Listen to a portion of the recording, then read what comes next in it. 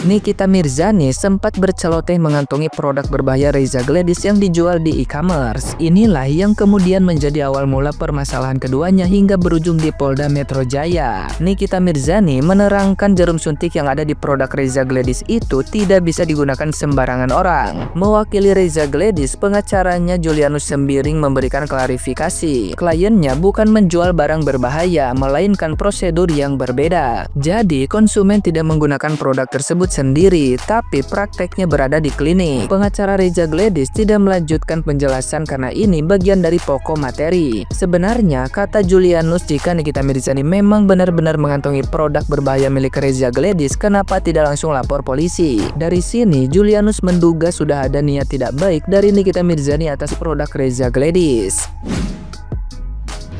Ini adalah peeling glowing dari Dr. Reza. Karena lagi rame tuh katanya produknya ditempelin stiker. Kebetulan salah satu dari produk beliau saya juga ada ya. Jadi di sini ada 2 barcode. Saya memastikan kembali apakah kedua barcode ini berfungsi atau tidak. Just for information, saya pengguna dari produk Dr. Reza ya. Berkat produk beliau, wajah saya jauh lebih membaik. Oke, saya coba scan di barcode yang di stiker. Nah, di stikernya itu ada expired date-nya, tapi kalau di kemasannya tidak ada. Setelah kita scan, dia langsung ke penjelasan dari produk tersebut dan saya rasa ini sah-sah saja. Lanjut, kita akan scan barcode yang ada di kemasannya ya. Jadi hasilnya tidak memberikan penjelasan tentang peeling glowing tersebut. Jadi di sini mungkin ada kesalahan ya di barcode yang ada di kemasan sehingga pihak dari Reza Gladys itu menempel barcode baru dengan menggunakan stiker. Dan selama saya menggunakan produk beliau, skin barrier saya jauh lebih baik, tidak timbul jerawat atau apalah itu, malah makin bagus dan membaik. Thank you. Nah, gimana nih menurut netizen yang terhormat? Silahkan berkomentar ya. Saya mencoba menjelaskan kembali apa yang dijelaskan Ibu Dokter terkait stiker tempelan di produknya. Tapi Bu Dokter, punten, gini loh, masyarakat itu butuh penjelasan yang sat-set, yang langsung bisa ditangkap. Kali ini Dokter Reza aku bantu nih. Jadi maksud Dokter Reza itu kayak gini. Namun sebelum masuk ke penjelasan Dokter Reza, Ibu mohon maaf ya, kami masyarakat Indonesia sudah terlanjur trust issue ke produk-produk kecantikan yang overclaim. Makanya kenapa ada hal-hal seperti ini, produk tempelan stiker seperti ini kami langsung heboh, kirain kami ditipu lagi. Kedua, Bu Dokter tolong bangkitkan lagi kepercayaan kita. Jadi kalau menjelaskan ke masyarakat jangan ragu Bu, tolong Ibu jelaskan loh ke masyarakat bahwa notifikasi BPOM itu hanya berlaku 3 tahun. Nggak usah nanya ke asistennya lagi. 3 tahun ya, yang punya produk kan Ibu, yang daftarin BPOM Ibu, yang punya produk knowledge, BPOM knowledge kan Ibu. Gimana ya Bu?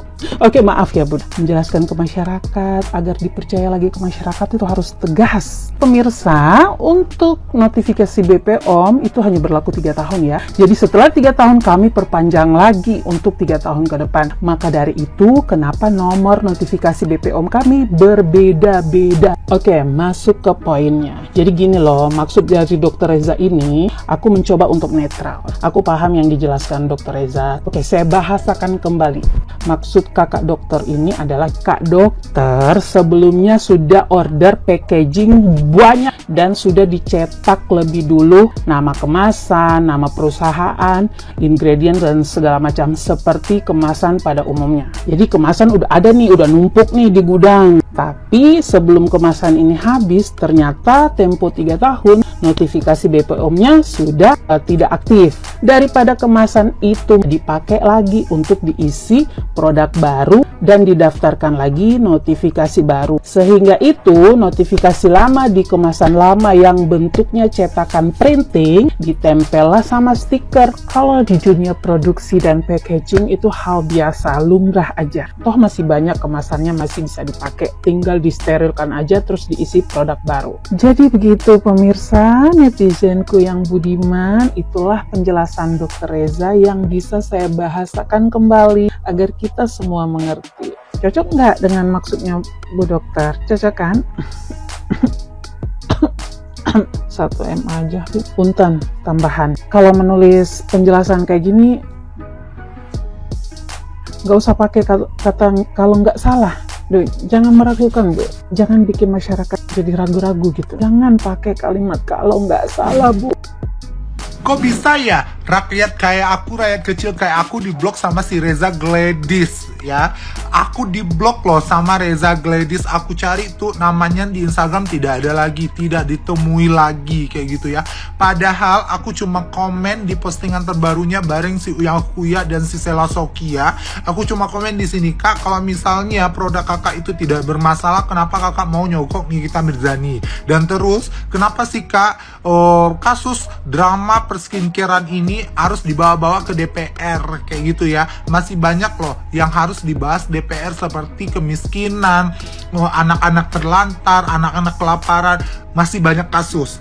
Nggak hanya kasus skincare yang overclaim dan tidak berkesudahan ini. Di sini saya bukan fansnya Nikita Mirzani juga, dan saya di sini hanya bertanya, kenapa kau blok aku, Dok? Dokter, kenapa kau blok aku?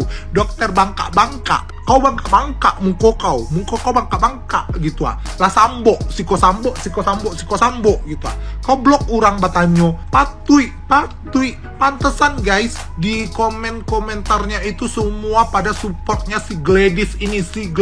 Ternyata apa? Orang-orang yang menanyakan tentang kasus dia dengan Nikita Mirzani selalu diblok kayaknya deh. Makanya di komentarnya itu positif terhadap dirinya semua. Busuk banget, muka dua, dari tampangnya, dari wajahnya kelihatan kalau dia itu nggak bersih hatinya. Ya, nggak usah main blok, dijawab dulu, Dok, dijawab dulu gitu. Terserah lah kau nih mempermenjarakan Nikita Mirzani, tipikor bla bla bla bla 20 tahun. Emang uang negara nyecilok di sini kita kok nyegelapkan. Piti kau kan, bukan piti negara, aku tipikor lo gitu ah. Tipikor lo 20 tahun lo gitu ah. Kau cari hukuman yang paling bare untuk si Nikita Mirzani gitu ah. Hah? Biar kau dapet namo gitu.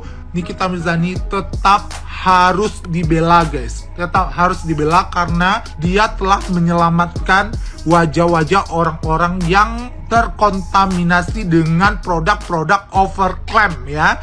Jadi dituduh-tuduhan sama dokter, harga badakku cuma 30.000, nyejualnya 500.000, harga badakku cuma 50.000, nyejual 250.000. Lah kayo flexing sana sini, flexing sini sana gitu ah. Itu kan aja kau, nggak usah orang kau blok-blok, kau jawab pertanyaan orang tuh. Kalau kau nggak suka kau Beyonce, kan kau public figure ya, wajar orang bertanya ke kau gitu ah. Wajar orang bertanya ke kau, nggak sok-sok blok kurang kau do, baru kadang.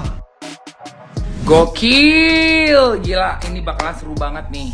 Karena kan sekarang Nikita jadi tersangka ya guys. Tapi nggak cukup sampai di situ. Bukan itu tandanya bahwa Nikita bersalah, enggak. Jadi tersangka belum tentu bersalah. Nanti kan ada pengadilan dan akan mengeluarkan bukti-bukti dari kedua belah pihak nih, ya kan? Apakah dari kedua belah pihak ini bukti-bukti dan saksi-saksi yang dikeluarkan nanti di pengadilan akan lebih memberatkan untuk kasus pemerasan atau penyuapan. Nah itu, penyuapan, penjebakan, ya, dan juga mesti diselidiki semuanya. Kenapa harus membuat jebakan dengan terus menelpon ya? Kalau benar seperti yang katanya Nikita tadi, menelpon. Jadi kalau orang memeras itu kan kita yang ditelepon orang, kita yang diancam. Jadi kita menerima telepon. Biasanya seperti itu kalau pemerasan. Ayo, kalau kamu nggak mau bayar saya akan bla bla bla bla bla bla. Baru kita transfer. Tapi kalau ini kita yang terus-menerus approach dan itu ada buktinya nanti, itu udah bukan pemerasan menurut aku ya, matanya orang awam. Tapi adalah upaya untuk menyuap, menyogok. Nah, kenapa harus menyogok? Itu juga harus diselidiki lagi di pengadilan, dikorek lagi. Ada apa dengan bisnisnya, ada apa dengan latar belakangnya sampai harus mencari Nikita Mirzani, ya kan? Sampai melalui Mail, bertanya soal harga, menawarkan harga. Sehingga terjadilah transferan sejumlah 4 miliar tersebut. Jadi aku gak sabar sih nunggu babak berikutnya dari kasus ini. Oke, dan tetap semangat buat Nikmir. Gue tetap percaya sama lu. Gue tetap yakin bahwa apa yang lo omong itu bener.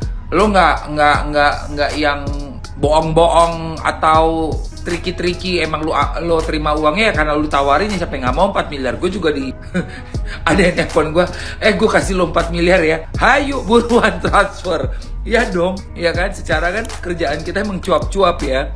Tapi pada akhirnya terus lu dilaporin seolah-olah lu yang memeras, itu sih nanti kita buktiin di pengadilannya teman-teman. Kira-kira menurut kalian mana bukti yang lebih kuat nih? Bukti kasus pemerasan atau penyuapan alias sogok menyogok? Coba komen.